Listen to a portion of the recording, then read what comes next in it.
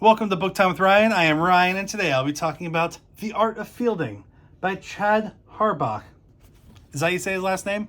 I think so. This is a New York Times book review, best book of the year, and national bestseller, and I believe it is from 2011. Yes. I'm late to this party. This was recommended to me by a coworker, Natasha. So Natasha, shout out. Thank you for recommending this. It was very good. It's a little over 500 pages. It's like 520 or something, 512. And then in this copy, there's also kind of like a reader guide thing in the back, some kind of book club discussion thing. This is about baseball. I'm wearing a baseball jersey. It's a throwback to 1909 Pittsburgh Pirates, back when it was just the Pittsburgh Baseball Club. This is actually PBC, Pittsburgh Baseball Club, with a 3/4 length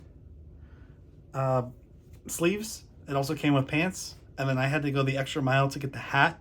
This is game worn in a Pirates game from 2009, but a throwback to when they won the World Series in 1909.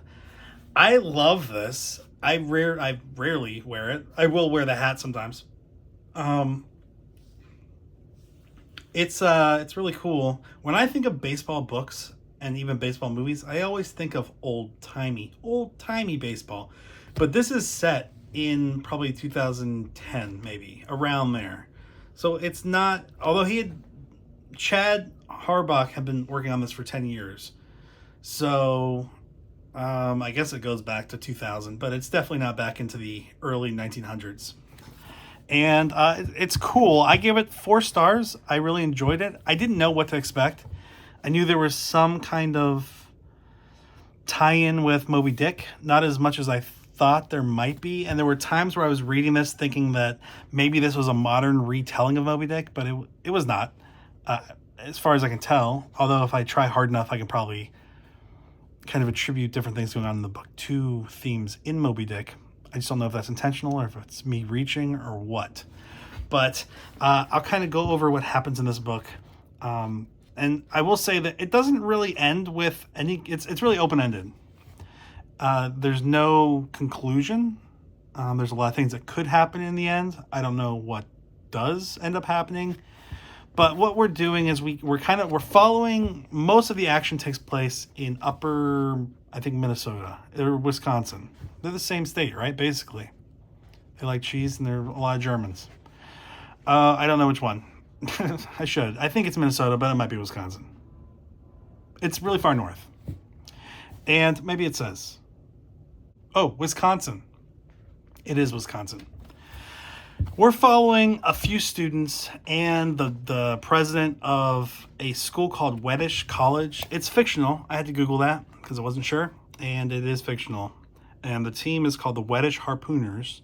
They were called, I think, not the maple leaves, the maple syrups, some kind of leaf, some kind of maple something, or some other kind of tree or leaf type that might be found in upper Wisconsin.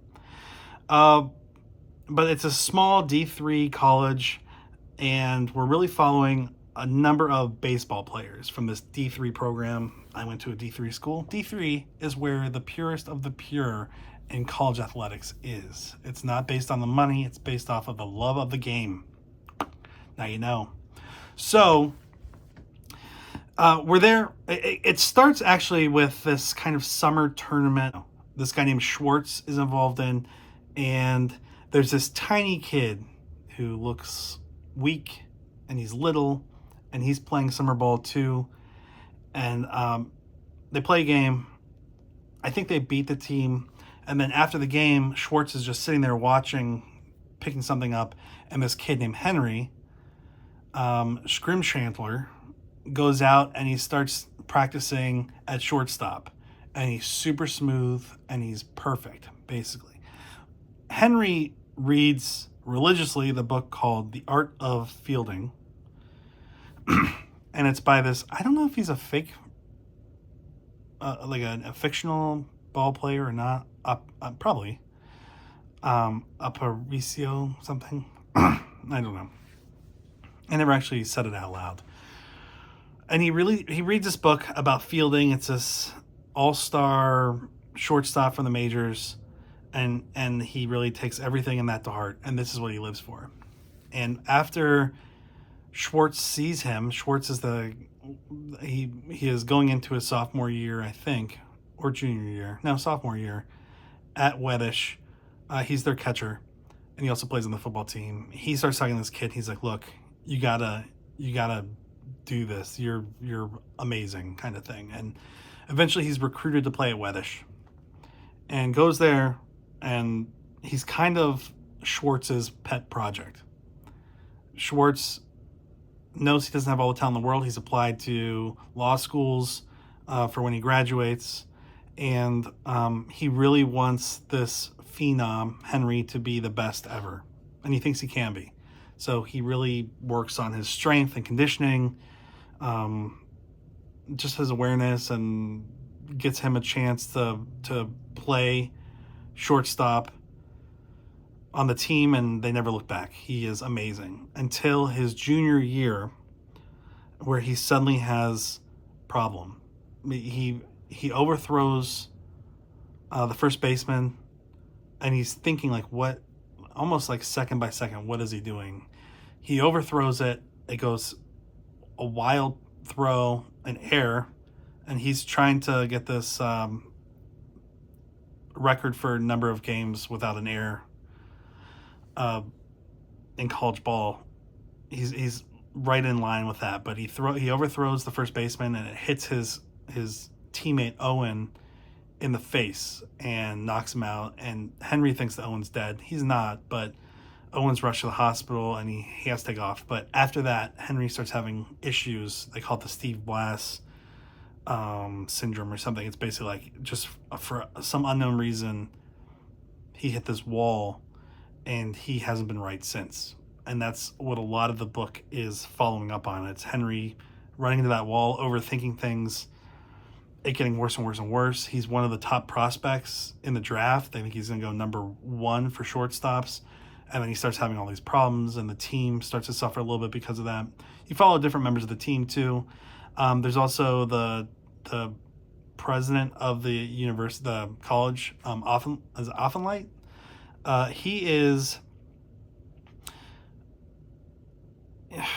He has one daughter, Pella, whose mother died overseas. I think they were divorced at that point, or maybe they never got married, but she was overseas and rolled over in a car in like Kenya or Nigeria or something, but rolled over and died. And he was teaching at Harvard. Eventually they moved back to Weddish, and he became the president there. And she was at a boarding school and ran off and married some guy who was much older than her.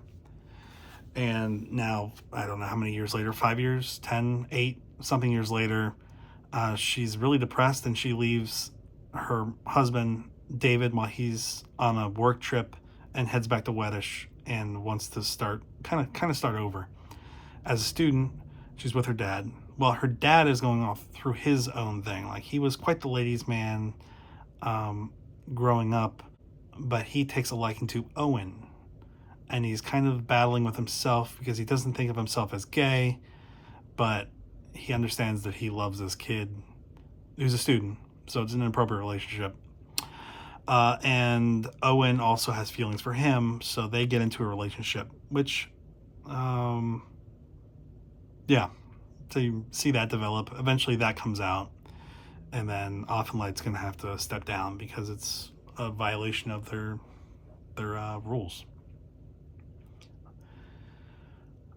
Pella, like Schwartz, they're dating. He has some kind of issue with her, and they kind of split up, and she sleeps with Henry. And Henry is a hard character to figure out because he is weird, I think. It seems like he's sometimes fun, but if he's not with his team on the field, he's pretty weird. And for some time I thought that he might be on the spectrum, just the way he was acting, or he might be OCD, or he might be anything really. But I don't know. I don't know what it was. He becomes he has a mental breakdown, and eventually he shows up for the final game, which is the final championship game for Nationals. And he's not playing, and then somebody kind of gets hurt, and he goes in to bat, bottom of the ninth. And this is going to be a spoiler.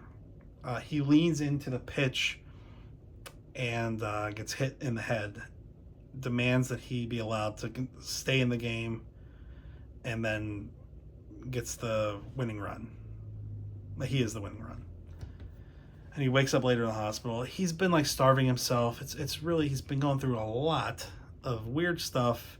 He had stepped away from the team. He had quit basically during the tournament, and they had done really well since he left.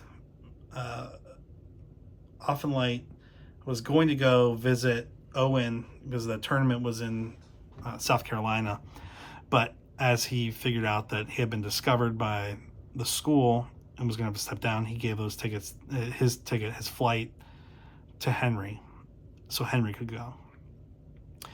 And then, spoiler, Offenlight had a heart attack and died. So it's okay. You kind of wait and you're like, is Henry going to get his skill back? Is he going to come back and be drafted? Is he going to become the phenom he's supposed to be? Maybe not, probably not. It's one of those, it doesn't have like it's very open-ended and probably feels more real because of that. Like, it's not just all a happy ending. Pella eventually starts dating Schwartz again. He gets a job because he didn't get into law school, and he gets a job working with the athletic department at Weddish.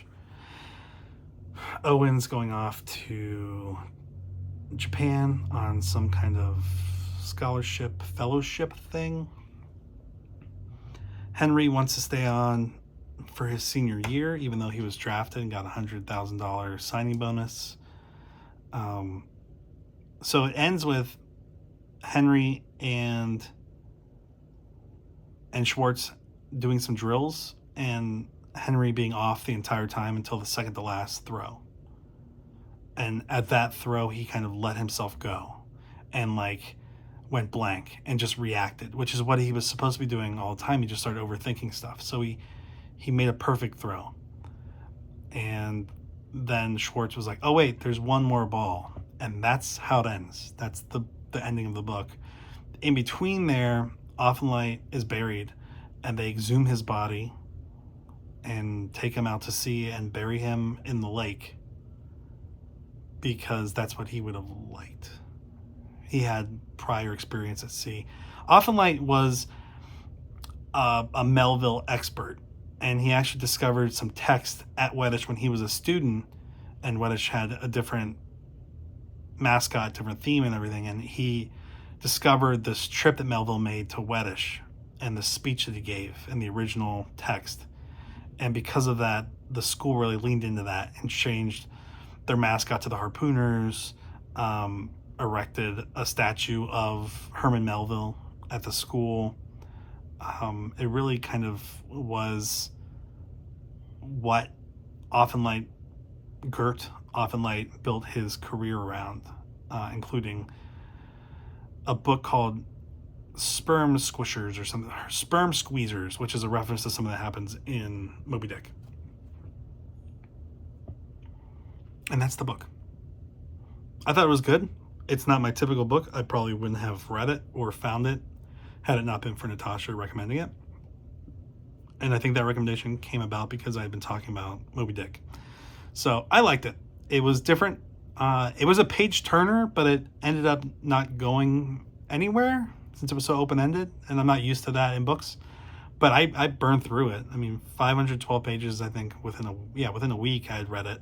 And I noticed that on my ride into work, when I usually probably read 20, 25 pages, 30 pages, I was doing 50 at a time. It was very easy to read. And it's not like it's like big words or anything. It was just easy to read, very smooth. So I liked it, and you might like it too. It does have this kind of old baseball feel, even though it was set probably in 2010-ish. But it was good. It was good. I liked it, and you might too. So thanks for being here today. I will talk to you later. Have a good one.